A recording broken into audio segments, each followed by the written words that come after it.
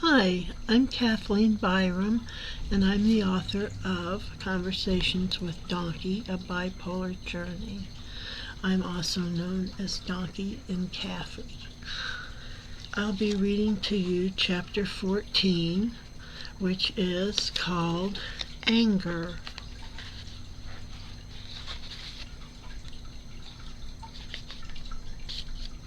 This is where it starts to get interesting. It's been kind of nice and Shirley Temple-ish up to this point. Now you're going to find out that I'm not Shirley Temple.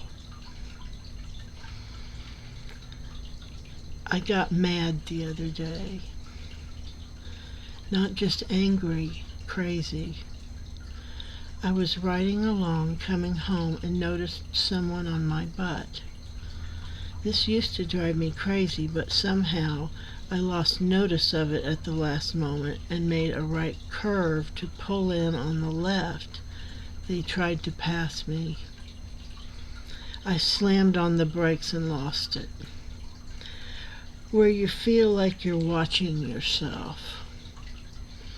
I was shrieking like a mad woman. They ended up driving on past. I pulled in my driveway and got inside and realized they know where I live now, and I became mildly concerned for the first time that they could be angry and come back later and do something. They could even be a close neighbor.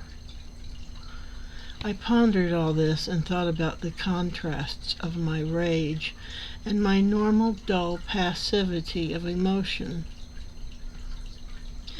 How can I feel so dull and also have such bouncy highs? Writing seems to be the stimulus that gets me going. When I write things that are meant to be loving, I become very emotional. There is a time and a place for anger. I'm not using it properly. It's coming to my attention that maybe I shouldn't be as calm as I've been.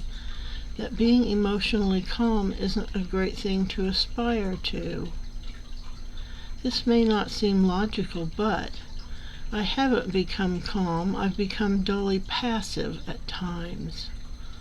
I feel like the last 5 years have been of huge significance to me. I feel that the last presidency term caused me so much distress that I internalized it. So has repeatedly losing friends and family. Deaths, I mean, and hugely my father's decline in health.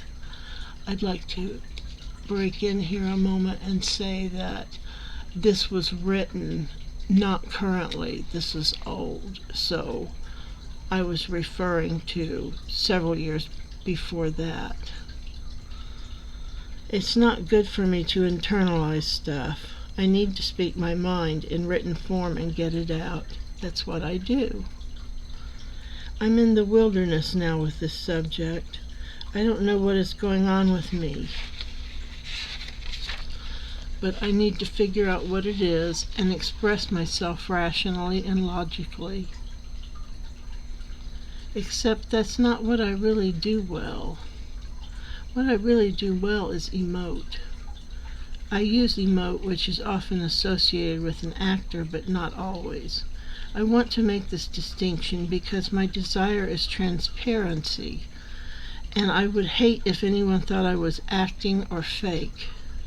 So yeah, I tend to show emotion in a theatrical manner, and I might have learned in my household not to show anger. That just reminded me that I've always associated humor with anger.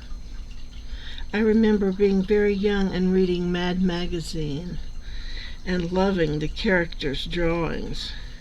I think it was Al Jaffe or Jaffe, I'm sorry, I don't know which one it is, that thrilled me first. His hefty, round female figures prancing along on pointy feet amused me to no end. When he drew an enraged person, I was beside myself with laughter. I found rage to be explosively funny. I, of course, was not permitted to be enraged. I was told at an early age by Mom that when I felt the need, I could scream into a pillow. Dad would rage. Mom would be calm and listen and try to apply emotional balm, and my guts would churn. I twisted this somehow, because I came to find angry, impotently furious people hilarious.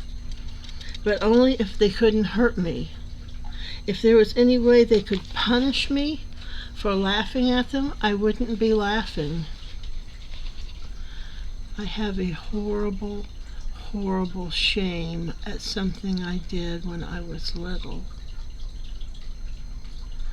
My cousin had to have some kind of leg devices on him when he slept. He was in his room screaming in distress over his imprisonment, and I was wriggling with glee and laughter in my bed in the other room. His mother looked at me and smiled the kindest smile and said, "You don't like him very much, do you?"